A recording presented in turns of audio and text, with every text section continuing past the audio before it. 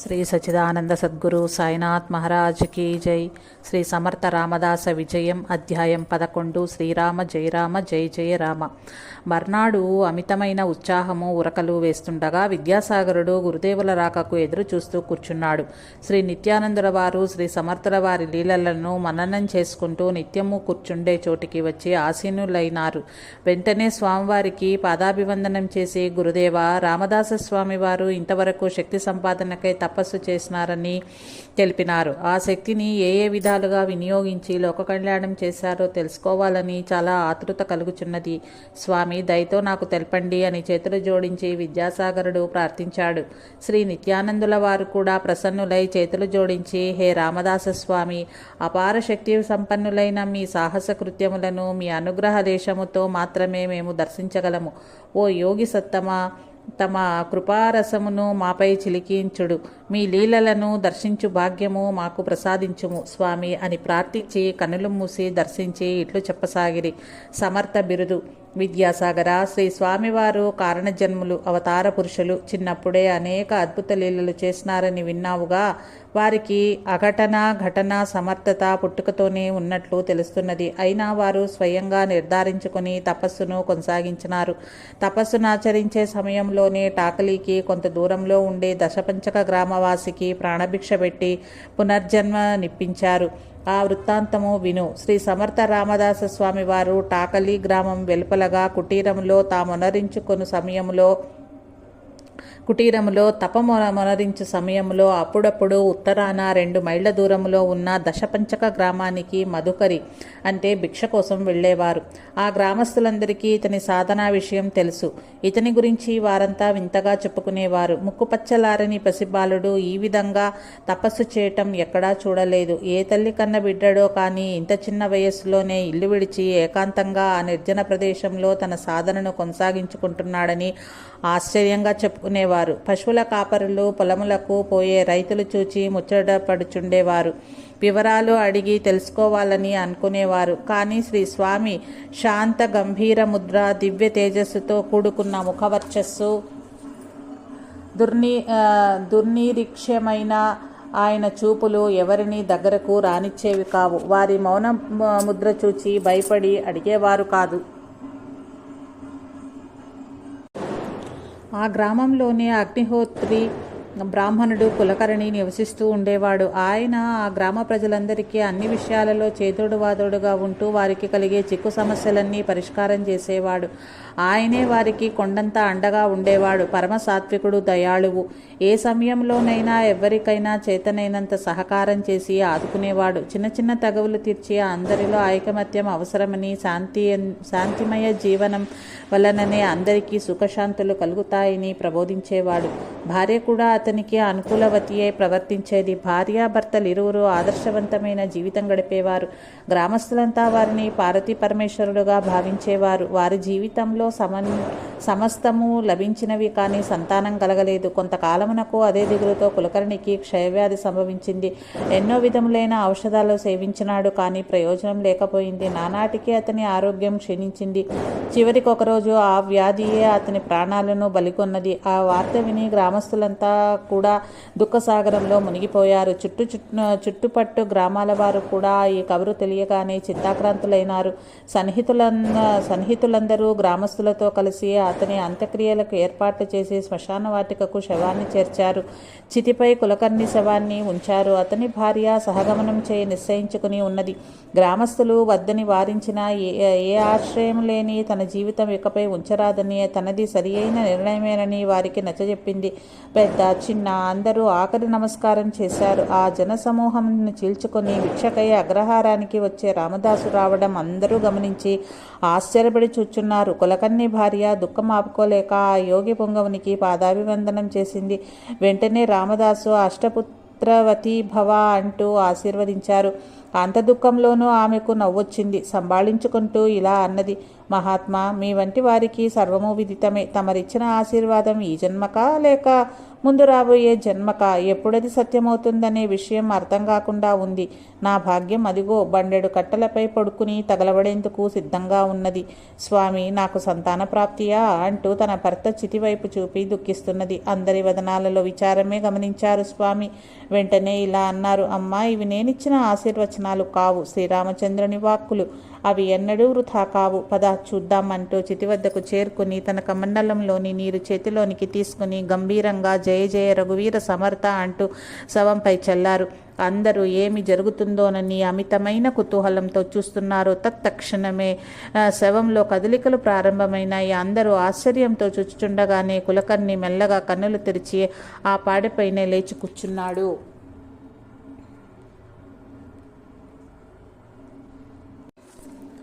అతడు శ్రీ స్వామిని చూస్తూ, స్వామి, మీరు అప్పుడే వచ్చేసారా? మీరు అక్కడకు రాకుంటే నాకు పునర్జీవితమే లేనే లేదు అని చేతులు జోడించాడు. జనులందరూ దిగ్భ్రాంతులైనారు.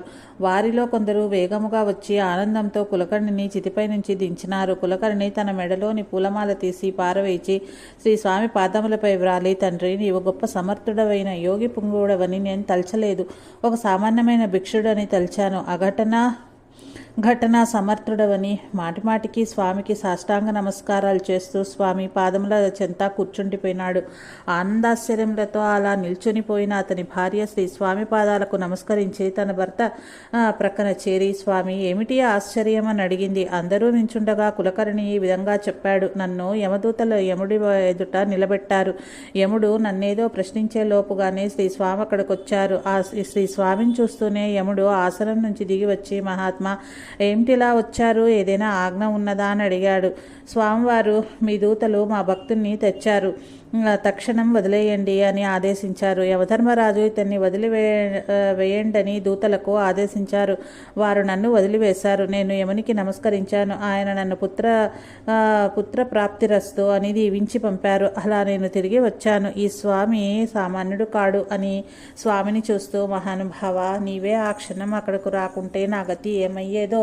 సద్గురునాథ, ఇక నుంచి మాకు తల్లి, తండ్రి, గురువు, దైవము, పతి, గతి అన్నీ నీవే.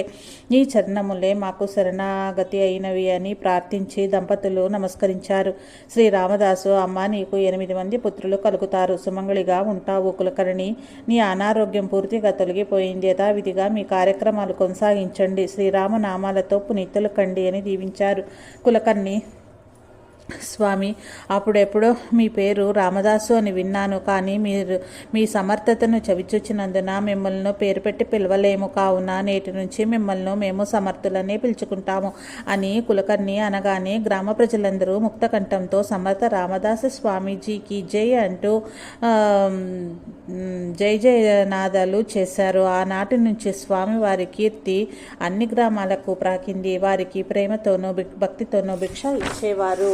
ప్రథమ శిష్యుడైన ఉద్ధవ జననము. విద్యాసాగర, ఇది శ్రీ రామదాస స్వామి తపస్సులో ఉండగానే జరిగిన లీల. ఆనాటి నుండే స్వామి సమర్థ అను బిరుదుతో పిలువబడినారు. కొలది కాలంలో కులకర్ణి దంపతులకు ప్రథమ పుత్రుడు కలిగినాడు. వారు ఆ పిల్లవాడిని శ్రీ స్వామి సమర్థుల దగ్గరకు తీసుకుని వచ్చి, దేవా సమర్థ, ఈ చిన్నవాణ్ణి మీకే సమర్పించుకొంచున్నాము. మీరు ప్రసాదించిన మొదటి ఫలం మీదే అని స్వామి పాదాల వద్ద ఉంచినారు.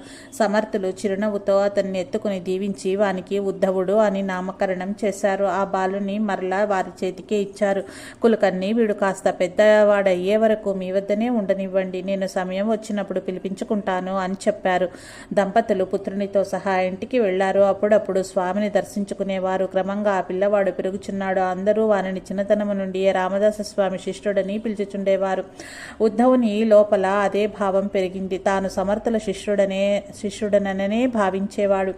అందువల్ల అతడు తన స్నేహితులతో కలిసి తరచూ స్వామిని దర్శించేవాడు. తండ్రి అతనికి కులవృత్తి అయిన పౌరోహిత్యం నేర్పించాలని సకాలంలో ఉపనయనం చేసి చేసి వేద పండితుల వద్ద విద్యాభ్యాసం చేయించుచున్నారు. కారణజన్ముడైన ఆ బాలుడు ప్రతిదినము సంధ్యావందనము, గాయత్రి మంత్రజపము నియమనిష్టలతో చేయసాగెను. శ్రీ సమర్థులు తపస్సు చాలించి తీర్థయాత్రలు సంకల్పించారు. తాము అంతకాలం తపమునరించిన పవిత్రమైన ఆ ప్రదేశంలో వీరాంజనేయ విగ్రహమును ప్రతిష్ఠించారు.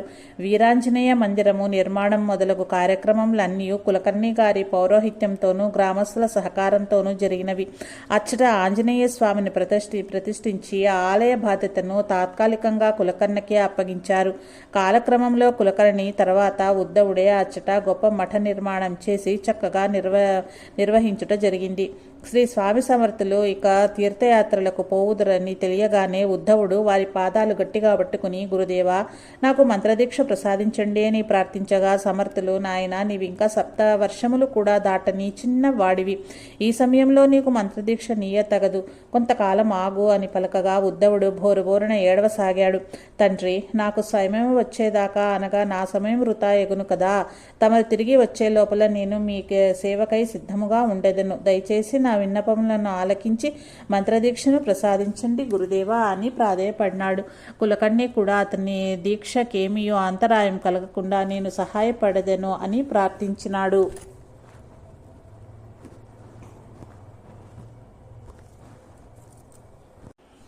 శ్రీ సమర్థులు ప్రసన్నులై ప్రప్రథమంగా ఉద్ధవునకు మంత్రదీక్ష నొసగి 13 కోట్ల మంత్రజపము చేయమని ఆదేశించెను.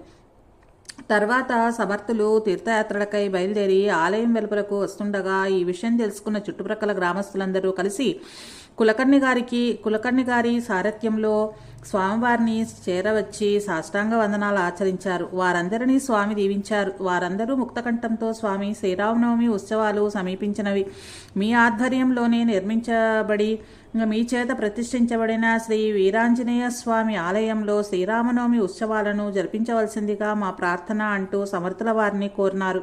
శ్రీ సమర్థులు ఒక క్షణం కన్నులు మూసి, ఇది హనుమదాజ్ఞగా నిర్ణయించుకుని, భక్తులారా, మీ సంకల్పం ఉత్తమమైనదే, ఆనందకరమైనదే. మీ అందరి సహకారం ఉంటే ఈ కార్యక్రమమును అత్యంత వైభవంగా జరిపించుదాము అని కార్యక్రమానికి కావలసిన ఏర్పాట్లు చేయుటకై ఆదేశించిరి.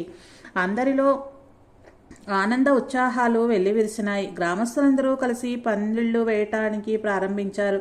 ఎవరు చేయు పనిని వారు మనస్ఫూర్తిగా భక్తితో చేయుచున్నారు. అన్ని గ్రామాల వారికి ఇది పండుగ దినంగా ఉండెను. కొందరు నేలను పరిశుభ్ర చేసిరి, కొందరు కళ్ళాపు చెల్లి ముగ్గులు రంగువలలు దిద్దిరి. పందిరి అంతయు వీధ పుష్పాలతో అలంకరించబడి ఉండెను. పూజకు కావలసిన సామాగ్రి అంతయు శ్రీ సమర్థుల సలహాను అనుసరించి తెప్పించిరి. నిత్యము అన్నదానం కొరకు సమస్త వస్తు సామాగ్రి అంతయు గ్రామస్తులు సమకూర్చుకునిరి. రంగరంగ వైభవంగా జరిపించబో ఉత్సవమునకు సర్వాంగములు సిద్ధమైనవి. అన్ని గ్రామాల వారికి ఆహ్వానం తెలిపిరి.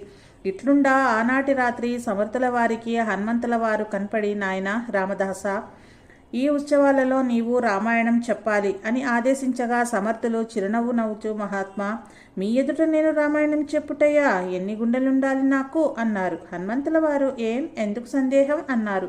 మహాత్మా, ఎందుకంటే సాక్షాత్తు రామాయణ కాలంలో ఉన్న మీరు చూచిన సన్నివేశములను కథలుగా విన్న నేను తిరిగి చెప్పేటప్పుడు ఎక్కడైనా వ్యత్యాసంగా ఉండవచ్చునేమో అని సందేహం అన్నారు.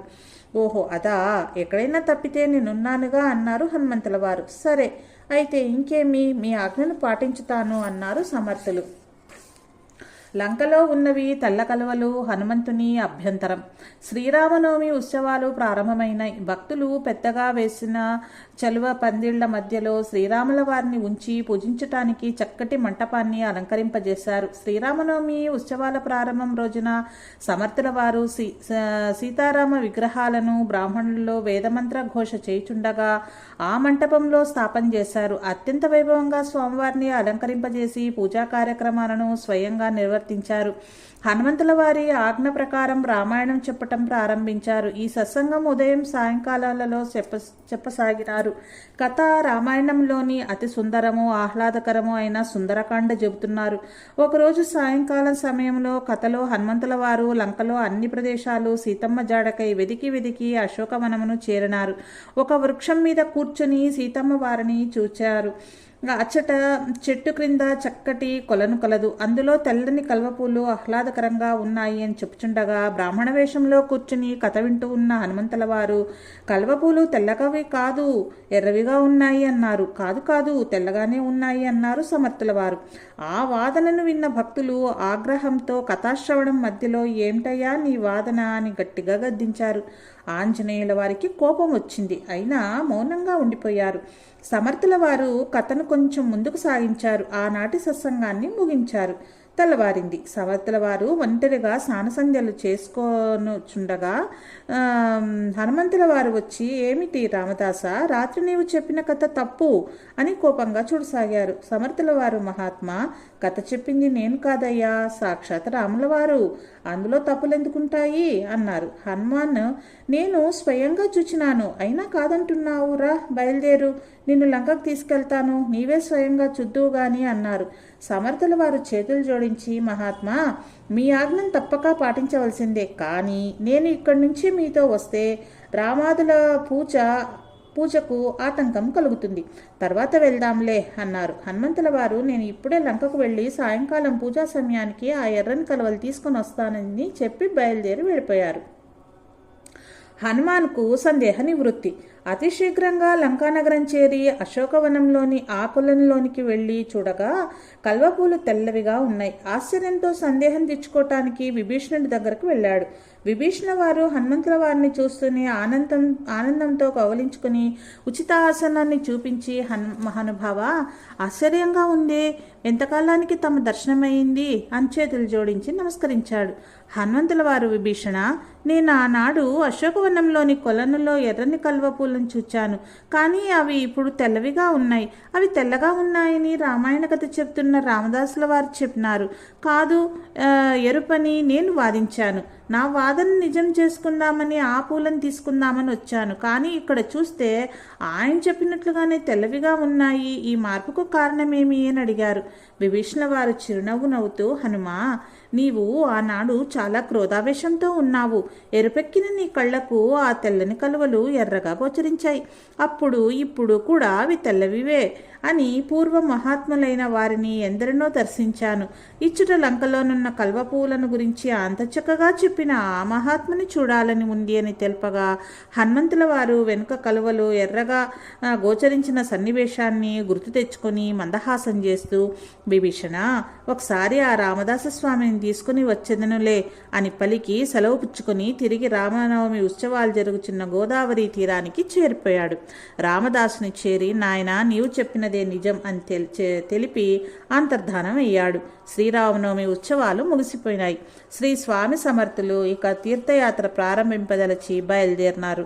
విద్యాసాగర, మహాత్ములు ఒక నిర్దిష్టమైన ప్రణాళికను ఎంచుకొని తమ అవతార కార్యాలను నెరవేర్చుకుంటారు. శ్రీ సమర్థ రామదాస స్వామి కూడా శ్రీరాముని ఆదేశాన్ని అమలు చేయుటకు దేశకాల పరిస్థితులను తెలుసుకుని దానికనుగుణంగా తన ప్రణాళికను ప్రారంభించారు. మున్ముందు మనం శ్రీ సమర్థ రామదాస స్వామి యాత్రా విశేషాలను, వారి లీలలను తెలుసుకుందాము అని చేతులు జోడించారు. విద్యాసాగరుడును చేతులు జోడించి శ్రీరామ జయ రామ జయ జయ రామ అను మంత్రాన్ని గురు శిష్యులిద్దరూ ముమ్మార్లు ఉచ్చరించినారు. విద్యాసాగరుడు ఇలా ప్రశ్నించాడు, గురుదేవా, శ్రీ సమర్థులకు దైవకృప అపారంగా ఉండినందుననే కదా రామాయణ ప్రవచనంలో కొంచెం కూడా పొరపాటు లేకుండా చేయగలిగినారు. వారి శక్తి సామర్థ్యాలను వినియోగించి దేవతలన్నీ మెప్పించినారు. తీర్థయాత్రలో ఏ ఏ తీర్థాలను సేవించారో వారిపై ఆయా దేవతల ఆశీస్సులు ఎలా ప్రసరించబడ్డాయో వినాలని చాలా ఉత్సాహంగా ఉంది స్వామి అంటూ ప్రార్థించాడు. శ్రీ నిత్యానందులు ఇలా చెప్పనారంభించారు. విద్యాసాగర, నీవు ఉత్తమ శ్రోతవు కావుననే ఇంత జిజ్ఞాసతో శ్రవణం చేస్తున్నావు అనగానే విద్యాసాగరుడు, మహాత్మా, ఏమిటి ఉత్తమ శ్రోతనా అంటే, శ్రోతలలో కూడా ఉత్తముడు అధముడు ఉన్నారా అని చాలా ఆశ్చర్యకరంగా ఉందే. సద్గురునాథ, మీ నుంచి అనేకమైన నిగూఢ విషయములను వింటున్నాను.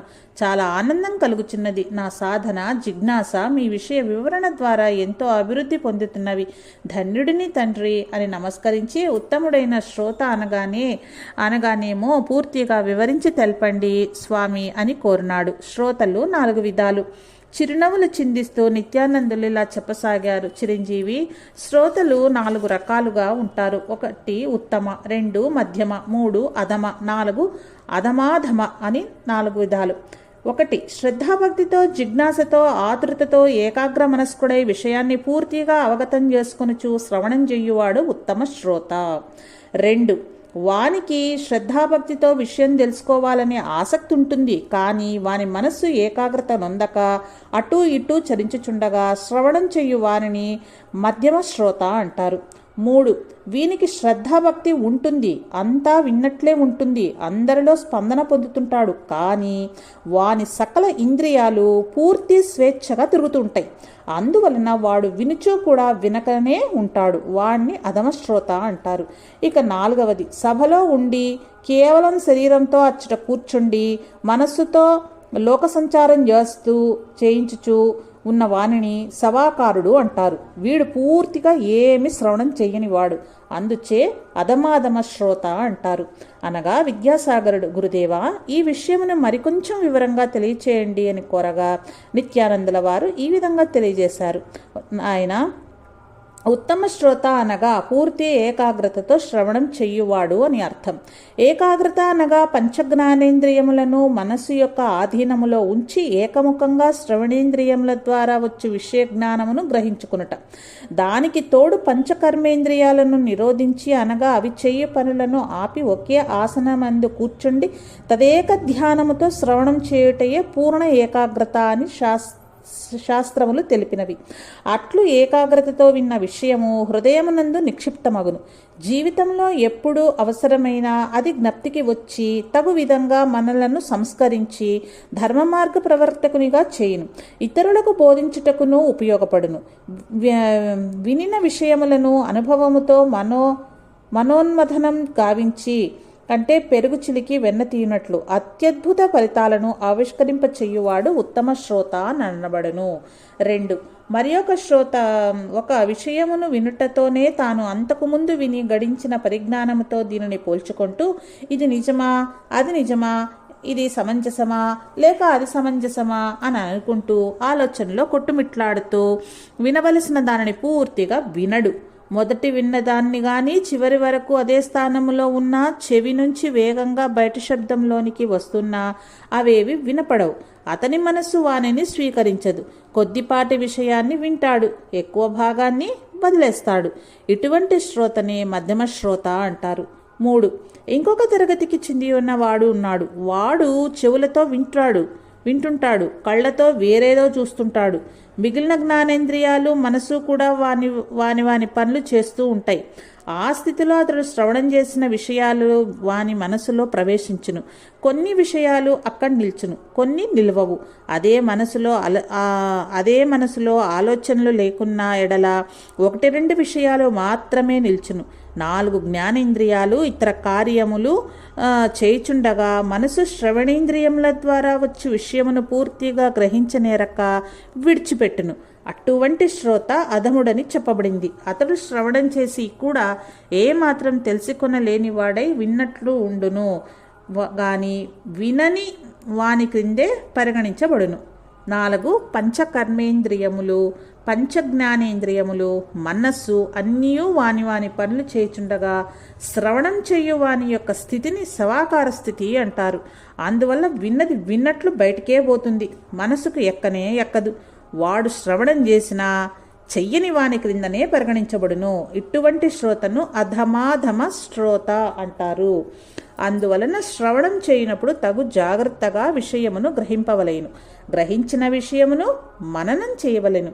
అట్లు మననం చేయనప్పుడే ఏదేని సందేహం వచ్చినచో వానిని తీర్చుకొని ప్రయత్నించవలేను. పూర్తిగా నిస్సందేహ స్థితిలో నిలవగలిగిన ఫలితము త్వరగా లభించును. దానినే నిధిధ్యాస అంటారు. సాధకులు శ్రవణ మనన నిధిధ్యాసములను అవలంబించి బ్రహ్మజ్ఞానమును పొందవలసి ఉన్నది. కావున దీనికి తొలి లక్షణమే శ్రవణము. 9 భక్తులలో కూడా తొలి మెట్టు శ్రవణమే అని తెలుపగా విద్యాసాగరుడు, స్వామి, ఉత్తమ అధమ శ్రోతలైన కొందరు పురాణ పురుషులను తెల్పండి అని కోరెను. అప్పుడు నిత్యానందుల వారు, నాయన, శ్రవణము ద్వారా జ్ఞానులైన ముముక్షులు ఎందరో కలరు. ఉత్తమ శ్రోతలలో పార్వతి, ఆంజనేయుడు, గరుడు, అర్జునుడు, పరీక్షిత్తు, ధర్మరాజు మున్నగు వారెందరో కలరు. శివుడు చెప్పగా పార్వతి రామాయణం శ్రవణం చేసింది. ఆ రామాయణం ఎవరు గానం చేసినా ఆంజనేయుడు శ్రవణం చేస్తాడు.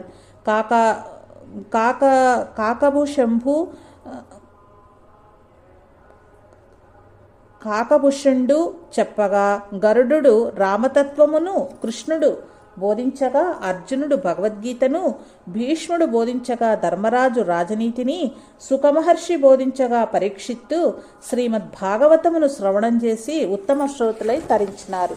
శ్రవణం చేసి కూడా చెయ్యని వారు ధృతరాష్ట్రుడు, దుర్యోధనుడు, సంజయుడు చెప్పగా భగవద్గీతను, భారత యుద్ధాన్ని శ్రవణం చేసిన ధృతరాష్ట్రుడును, భీష్ముడు తెల్పగా రాజనీతిని, ధర్మ మార్గాన్ని శ్రవణం చేసిన దుర్యోధనుడును అధమాధమ శ్రోతలై నశించిరి అని నిత్యానందులు తెల్పగా విద్యాసాగరుడు ఆనందంతో, స్వామి, తర్వాత సమర్థ స్వామి కథను తెలియచేయండి అని కోరెను. నిత్యానందుల వారు, విద్యాసాగర, ముందు కథలో స్వామి తీర్థయాత్రలకు బయలుదేరినారని తెలుసుకున్నాం కదా. శ్రీ స్వామివారి యాత్రలోని అద్భుత విషయాలను, లీలలను ఇప్పుడు మనం చెప్పుకోబోతున్నాము అని చెప్తూ కన్నులు మూసుకుని చేతులు జోడించి శ్రీరామ జయ రామ జయ జయ రామ అని ప్రార్థించి ఆ తర్వాత కథను చెప్పసాగాను. జయ జయ రఘువీర సమర్థ శ్రీరామ జయ రామ జయ జయ రామ. ఇది విద్యాసాగర శ్రీ నిత్యానంద యోగి సంవాద రూపమున శ్రీ దత్తాత్రేయ సంప్రదాయ శిష్య పరంపరలోని శ్రీ శ్రీ శ్రీ స్వామి విఠలానంద సరస్వతి మహారాజ్ విరచిత శ్రీ సమర్థ రామదాస విజయంలోని 11వ అధ్యాయం సంపూర్ణం. ఓం శాంతి శాంతి శాంతి.